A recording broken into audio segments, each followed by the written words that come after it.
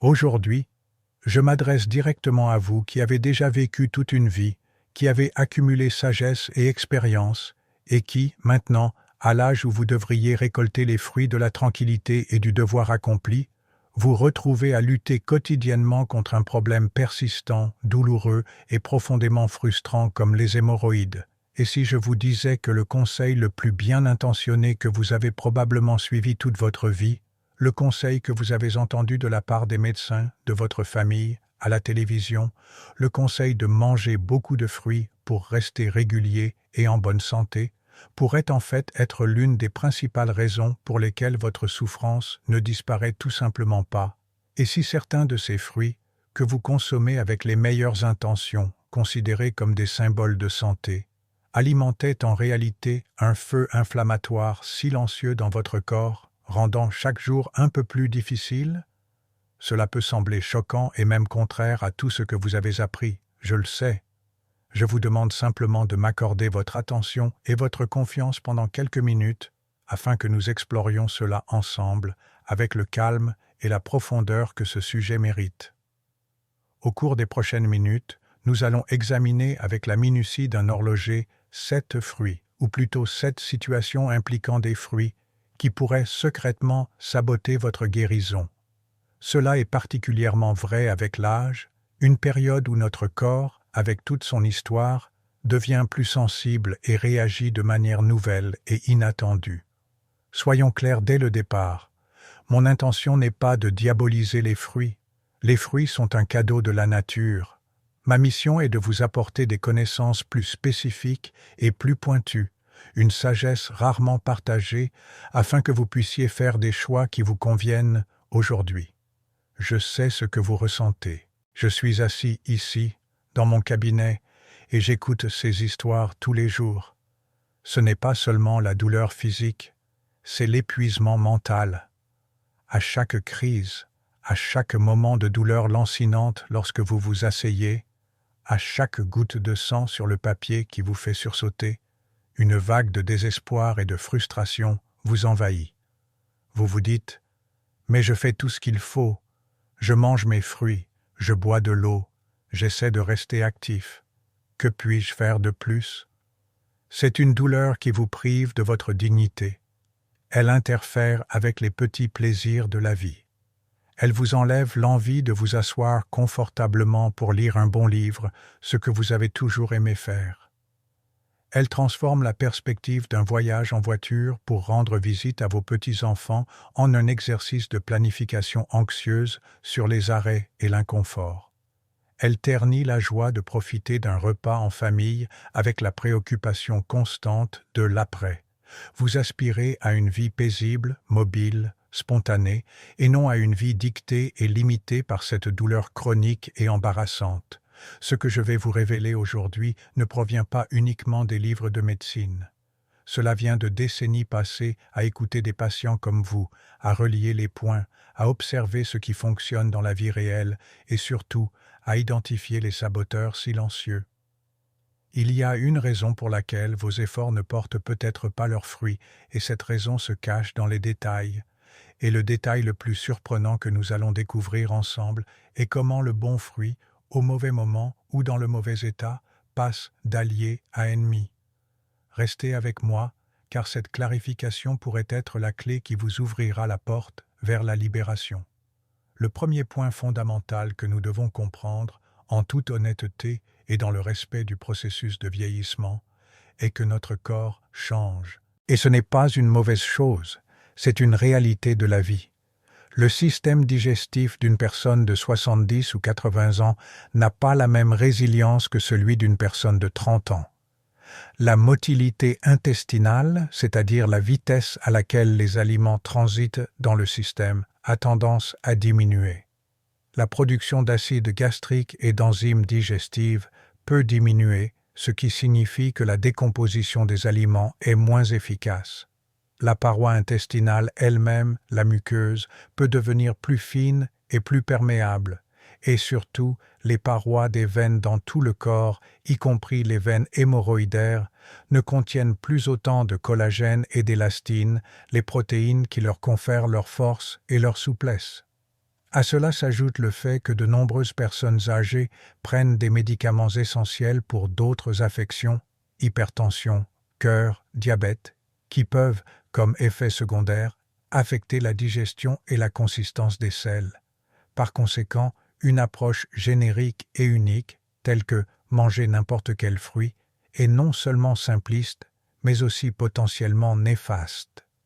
Nous avons besoin d'une approche plus judicieuse, plus adaptée à la physiologie de la maturité. Commençons par notre premier fruit, ou plutôt son état, la banane verte. Combien de fois avez-vous entendu dire que la banane est bonne pour les intestins? C'est un mantra de la santé populaire. Oui, mais la réponse correcte est « cela dépend essentiellement de son état de maturité ». La banane qui présente encore des traces de verre sur la peau est très riche en amidon résistants et, ce qui est plus problématique dans notre cas, en tanins. Les tanins sont les mêmes composés qui sont utilisés depuis des siècles pour tanner le cuir afin de le rendre dur, résistant et imperméable. Ils agissent en se liant aux protéines et en extrayant l'eau. Imaginez maintenant ce processus se déroulant dans votre intestin. Les tanins de la banane verte se lient au contenu intestinal et tirent l'eau hors de celui-ci, rendant les selles plus sèches, plus dures et plus difficiles à évacuer. Pour une personne jeune ayant un transit intestinal rapide, cela peut ne pas poser de problème majeur. Mais pour vous, qui avez peut-être déjà un transit plus lent et une tendance à la constipation, consommer des bananes vertes revient à ajouter un agent desséchant à un ciment qui durcit déjà trop vite. Le résultat inévitable est plus d'efforts, plus de pression, plus de douleur et, potentiellement, l'apparition de fissures. Heureusement, la solution est simple et délicieuse. Optez toujours pour des bananes mûres, à la peau bien jaune et, idéalement, avec ces petits points bruns, les points de sucre. À ces endroits, les enzymes du fruit ont déjà fait leur travail. Elles ont transformé les tanins astringents et l'amidon résistant en sucre plus simple et en une texture plus douce, rendant le fruit laxatif et apaisant. C'est un petit changement dans vos habitudes d'achat, mais qui aura un impact énorme sur votre confort quotidien. Si cette première révélation sur la banane, quelque chose qui semble si basique, mais qui cache une science si profonde, vous a déjà donné une nouvelle perspective sur l'importance des détails, alors je vous invite à rejoindre notre communauté de connaissances. C'est très simple. Cliquez sur le bouton d'inscription et activez les notifications. Ma mission est de partager avec vous cette sagesse pratique et fondée sur l'expérience, afin que vous puissiez traverser cette phase de votre vie avec plus de confort, de dignité et de confiance. Passons maintenant à nos deuxième et troisième situations problématiques qui concernent certains des fruits les plus courants et les plus appréciés au monde, les pommes et les poires, puis les agrumes. Le problème ici n'est pas le fruit en lui-même qui est nutritif, mais plutôt la quantité et la sensibilité individuelle qui changent avec l'âge. Les pommes et les poires sont riches en un groupe de glucides à chaîne courte fermentescibles, connu sous l'acronyme FODMAP. Plus précisément, elles contiennent un excès de fructose et de sorbitol. Lorsque vous étiez plus jeune, votre intestin grêle, dont les enzymes fonctionnaient à plein régime, absorbait probablement ces sucres sans aucun problème. Cependant, avec l'âge, l'efficacité de cette absorption peut diminuer. Que se passe-t-il alors? Ces sucres non absorbés poursuivent leur voyage jusqu'à l'intestin gros, où ils deviennent un festin pour votre population de bactéries intestinales. Imaginez maintenant que vous organisez une fête avec des sucreries et des boissons sucrées pour les mauvais invités dans votre jardin intestinal. Le résultat de cette fête est une production massive de gaz, hydrogène et méthane. Ce gaz s'accumule et crée une pression interne énorme. C'est comme une cocotte minute qui prend de la puissance dans votre abdomen. Cette pression provoque des ballonnements, des distensions abdominales, des crampes et une sensation de pression inconfortable qui pousse tout vers le bas, augmentant directement la pression sur vos veines hémorroïdaires, déjà sensibles et affaiblies. Vous mangez une belle grosse pomme ou une poire juteuse, pensant que vous faites une grande faveur à votre corps, et 1 heure plus tard, Vous vous sentez gonflé comme un ballon et vous ressentez davantage de douleur dans la région rectale. Ce n'est pas la faute du fruit, mais de la quantité qui est devenue excessive pour la capacité digestive de votre système actuel. Il en va de même pour les agrumes, oranges, pamplemousse, citron, ananas. Ce sont des sources absolument merveilleuses de vitamine C et de bioflavonoïdes qui, comme nous l'avons vu, sont essentiels à la production de collagène et à la santé des parois veineuses. Le paradoxe est que leur acidité élevée peut être un agresseur direct et implacable.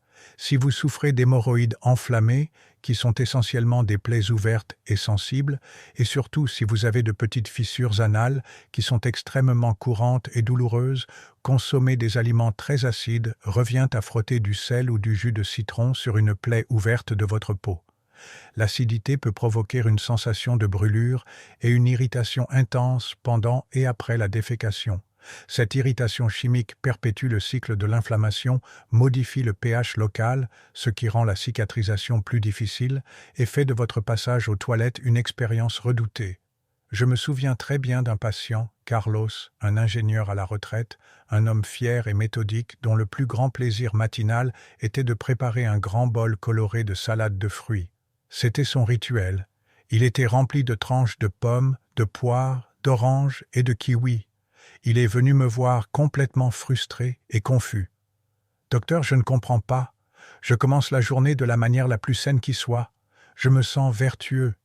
Mais en milieu de matinée, mon ventre ressemble à un tambour. Je suis ballonné. Je ressens une pression terrible et mes hémorroïdes semblent 10 fois pires. Est-ce que je fais quelque chose de mal ?» Le problème de Carlos n'était pas son intention exemplaire, mais sa stratégie mal informée. Sa bombe santé était en fait une bombe de FODMAP et d'acidité pour son système digestif sensible. La solution que nous avons trouvée n'était pas la privation, mais un ajustement fin. Nous avons réduit considérablement les quantités. Au lieu d'une pomme entière, il en mangeait désormais un quart. Nous avons remplacé les oranges et les kiwis par une poignée de myrtilles, faibles en FODMAP, moins acides et riches en anthocyanes bénéfiques pour les veines. Il a conservé le plaisir et la structure de son rituel matinal, mais a éliminé le déclencheur de la douleur et des ballonnements. La leçon à retenir ici est profonde. La sagesse ne réside pas dans le fait de manger plus, mais dans le fait de manger plus intelligemment. Cela vous est-il déjà arrivé?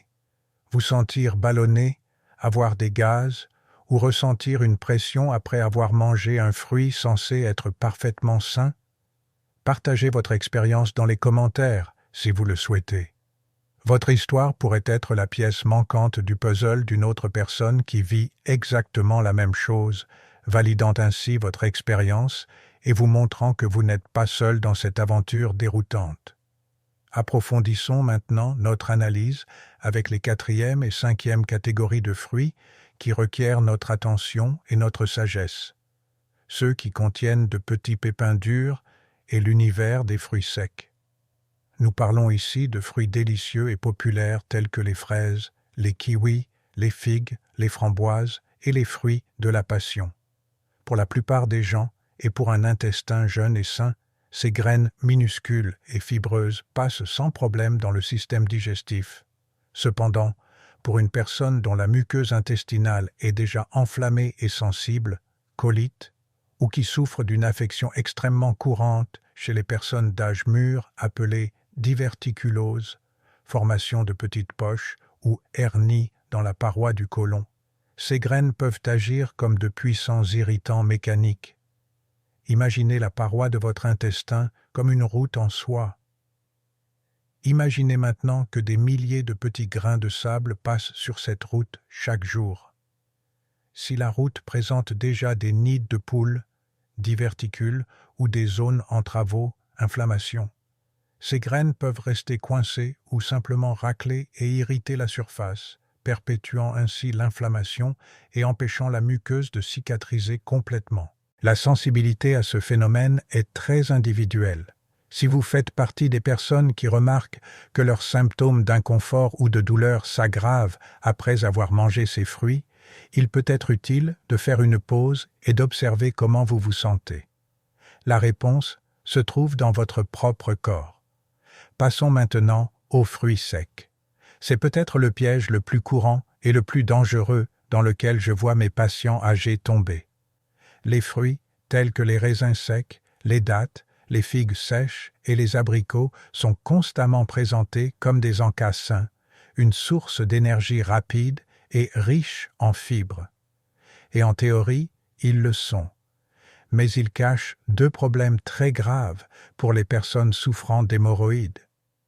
Tout d'abord, le processus de déshydratation concentre le sucre à des niveaux astronomiques, transformant le fruit en bonbon. Pour vous donner une idée, il faut environ 100 grammes de raisins frais pour obtenir seulement 25 grammes de raisins secs. Vous consommez la même quantité de sucre, fructose, mais dans un volume beaucoup plus petit. Ce sucre super concentré est un carburant à indice d'octane élevé pour les bactéries productrices de gaz dans votre intestin, ce qui entraîne les ballonnements et la pression dont nous avons déjà parlé. Deuxièmement, et plus important encore, toute l'eau, le composant le plus essentiel du fruit pour la santé intestinale, a été éliminée. Les fibres sans eau sont comme une éponge sèche et compacte dans votre intestin. Au lieu d'aider, elles peuvent aggraver la constipation en absorbant le peu d'humidité qui reste dans les selles, les rendant plus dures, plus sèches et plus difficiles à évacuer. Cela ne peut être contré que si vous compensez en buvant une quantité massive d'eau exactement au moment où vous mangez les fruits secs, ce que la plupart des gens ne font pas. Beaucoup de gens mangent une poignée de fruits secs en pensant qu'ils favorisent leur régularité et finissent, ironiquement, plus constipés, avec plus de gaz et plus de douleur. Je tiens à être très clair ici, et c'est ma clause de responsabilité en tant que médecin. Je ne vous dis pas de bannir ces fruits de votre vie pour toujours. Ce serait simpliste et erroné. L'objectif est la prise de conscience, la modération et la personnalisation. La sensibilité aux graines est individuelle. Les fruits secs peuvent être consommés occasionnellement, mais en quantité minime, 1 ou 2 dattes, pas une poignée, et toujours accompagnés d'1 ou 2 grands verres d'eau pour réhydrater consciemment les fibres que vous ingérez. La sagesse ne réside pas dans l'interdiction aveugle, mais dans un choix intelligent et éclairé. Au lieu d'une poignée de dattes pour faire le plein d'énergie, il vaut peut-être mieux opter pour une banane mûre ou 2 ou 3 prunes fraîches qui contiennent leur propre eau, des fibres douces et du sorbitol, un laxatif naturel. Nous arrivons à nos 2 dernières situations qui sont peut-être les plus subtiles et par conséquent les plus trompeuses car elles impliquent des habitudes culturelles profondément enracinées. La 6e situation concerne un fruit tropical apprécié de beaucoup, la mangue. La mangue est délicieuse, riche en vitamines et en enzymes, mais 2 aspects doivent être pris en compte dans notre contexte. Premièrement, comme les pommes et les poires, elle est assez riche en fructose qui, comme nous le savons déjà, peut provoquer des gaz et des ballonnements chez les personnes sensibles. Deuxièmement, ces fibres, bien qu'abondantes, sont souvent très fibreuses et filamenteuses. Lors d'une crise aiguë d'hémorroïdes, lorsque la zone anale est enflée, sensible et douloureuse, ces fibres plus dures et filamenteuses peuvent irriter mécaniquement la muqueuse. Pensez à la différence entre nettoyer une surface délicate avec une éponge douce, comme la fibre soluble de la papaye ou du psyllium, et la nettoyer avec une brosse à poils durs, comme la fibre de la mangue. Les 2 nettoient, mais l'une apaise et l'autre agresse. Encore une fois, c'est une question de contexte. Une tranche de mangue mûre, en dehors d'une crise, peut être parfaitement fine et agréable. Mais pendant une phase de douleur aiguë, elle n'est peut-être pas votre meilleure amie. Enfin, notre 7e et dernier point ne concerne pas un fruit en particulier, mais une habitude culturelle très répandue. La consommation de la classique et apparemment innocente salade de fruits en dessert, surtout après un repas copieux. C'est une erreur classique de digestion. Imaginez le scénario. Vous mangez un repas riche en protéines et en graisses, comme un steak avec des pommes de terre ou un plat de pâtes avec une sauce crémeuse.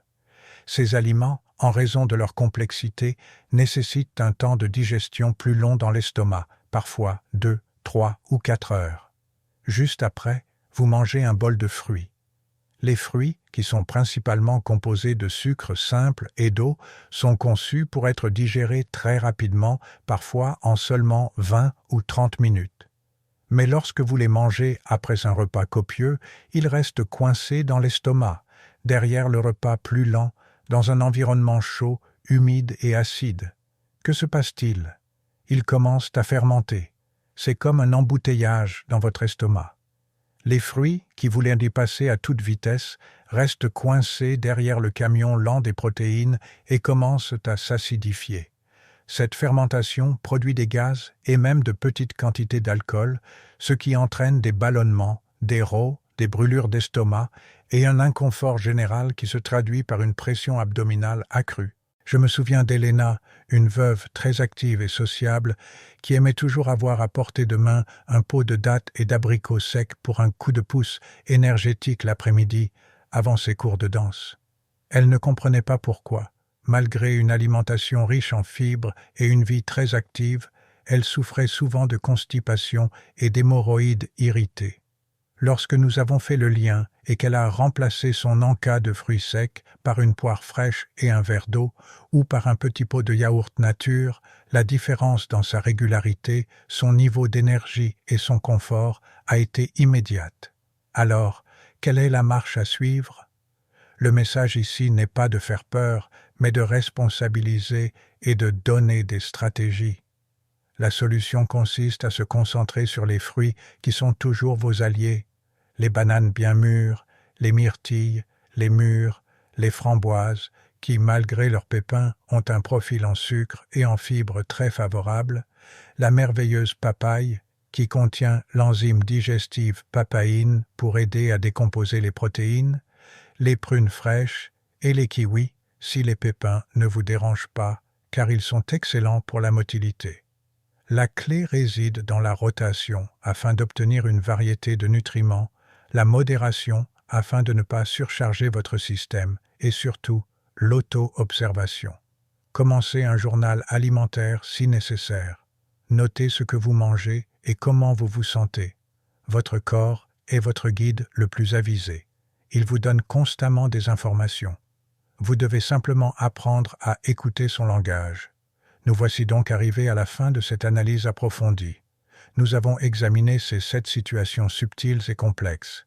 La banane doit être mûre, mais pas trop. La poire et la pomme sont bonnes, mais pas en excès. Les agrumes doivent être consommés avec modération. Les fruits à petits pépins dépendent de votre sensibilité individuelle et de la santé de votre côlon. Les fruits secs nécessitent une grande quantité d'eau et une modération stricte. La mangue pendant une crise peut être agressive. Et la salade de fruits après le dîner peut fermenter et provoquer une révolution dans votre estomac. Il est tout à fait compréhensible et naturel que vous vous sentiez confus, voire un peu découragé. Cela ressemble à un champ de mine nutritionnelle où chaque pas peut être une erreur. Comment peut-on, dans sa vie quotidienne, avec toutes les autres préoccupations de la vie, se souvenir et appliquer toutes ces nuances? Comment pouvez-vous être sûr d'obtenir les nutriments essentiels des fruits sans marcher accidentellement sur l'une de ces mines inflammatoires? Cette complexité, cette charge mentale est la raison pour laquelle de nombreuses personnes, même avec les meilleures informations et les meilleures intentions, finissent par abandonner et revenir à leurs anciennes habitudes, résignées à vivre avec la douleur comme si elle était une partie inévitable du vieillissement. Mais ce n'est pas le cas. C'est précisément à ce carrefour de complexité, de doute et de frustration que mon rôle de conseiller devient crucial. Une solution idéale pour vous, à ce stade de votre vie, doit être plus qu'efficace. Elle doit avant tout être sûre et fiable.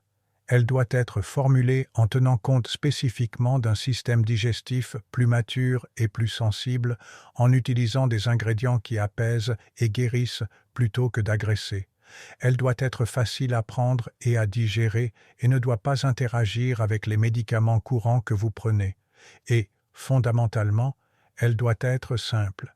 Elle doit vous apporter confiance et tranquillité d'esprit et non une nouvelle liste de règles à mémoriser et à respecter. C'est en pensant spécifiquement aux besoins de mes patients les plus âgés, les personnes que je respecte le plus, que j'ai fait ces recherches pour vous. J'ai investi mon temps pour vous faire gagner le vôtre, pour vous faire économiser de l'argent et, surtout, pour vous épargner des souffrances. Dans le lien que vous trouverez dans la description de cette vidéo et dans le premier commentaire épinglé, je partage ma recommandation personnelle pour un protocole intégré qui respecte toutes ces nuances. Il a été conçu pour fournir les nutriments essentiels à la santé vasculaire, les fibres douces et les composés anti-inflammatoires de manière équilibrée, sûre et extrêmement facile à utiliser. Considérez-le comme mon raccourci de confiance pour vous, comme quelque chose que je recommanderais à mes propres parents afin que vous puissiez profiter de tous les avantages sans confusion ni risque d'erreur. Je souhaite que vous terminiez cette longue et profonde conversation avec un sentiment de puissance, de clarté et surtout de respect pour vous-même. Le vieillissement n'est pas un processus de déclin inévitable, c'est un processus de raffinement. Il exige plus de sagesse, plus d'attention aux détails et une approche plus douce et plus compatissante envers notre corps qui nous a si bien servi pendant tant d'années. La douleur que vous causent les hémorroïdes n'est pas une condamnation ni un signe que votre corps est en train de vous lâcher. C'est simplement une demande, un messager qui vous invite à adopter une approche différente, plus adaptée et mieux informée. Aujourd'hui, vous avez appris à déchiffrer certains des signaux les plus subtils que votre corps vous envoie. Vous avez appris que la véritable sagesse ne consiste pas à suivre aveuglément les conseils anciens, mais à les adapter à votre réalité et à votre physiologie actuelle.